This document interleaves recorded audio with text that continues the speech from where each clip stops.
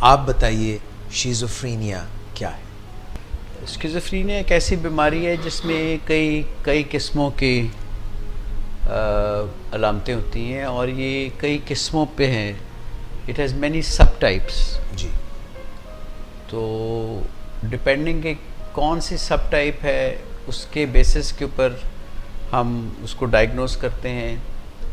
تو پہلا تو ہے کہ جب پیرانوئڈ اسکیزوفرینیا ہے، پھر دوسرا ہے سمپل اسکیزوفرینیا، تیسرا ہے ریزیڈول اسکیزوفرینیا، چوتھا ہے undifferentiated and so on and so forth. میں زیادہ ڈیٹیل میں نہیں جاؤں گا. تو مختلف قسمیں ہیں اور پھر کچھ خاص طور پہ ایسی سوچیں ہوتی ہیں جن کو ہم ڈیلوژنس کہتے ہیں. وہ اگر مسلسل چلتی رہیں تو وہ بھی ایک بیماری ہے جس کو ہم پرسسٹنٹ ڈیلوژنل ڈس آرڈر کہتے ہیں. ہے تو یہ بہت سارا جاگن میں آپ کے آگے پیش کر رہا ہوں، لیکن یہ ضروری ہے کہ ہمیں اس کی سب ٹائپ ضرور ڈٹرمن کرنی چاہیے. اس لیے کرنی چاہیے کہ یہ پروگنوسس کو اور ایونچوئل ٹریٹمنٹ کے آؤٹ کم کو ڈٹرمن کرتی ہے. پیرانویا تو سمپلی شک جب ایک حد سے گزر جاتا ہے اور وہ شک اس حد تک پہنچ جاتا ہے کہ اگلے اس کو انویسٹیگیٹ کرنا شروع کر دیتے ہیں. وہ بہت بلیو کرتے ہیں اس بات کے اوپر.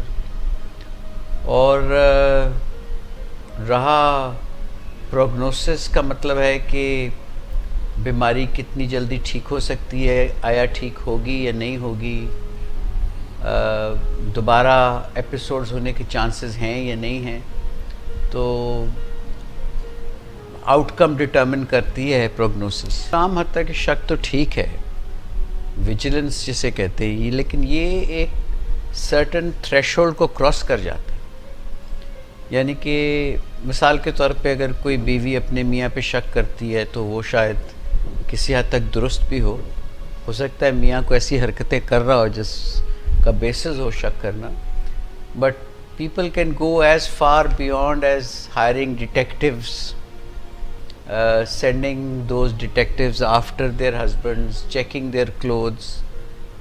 So it is actually the degree that is important, not the nature itself.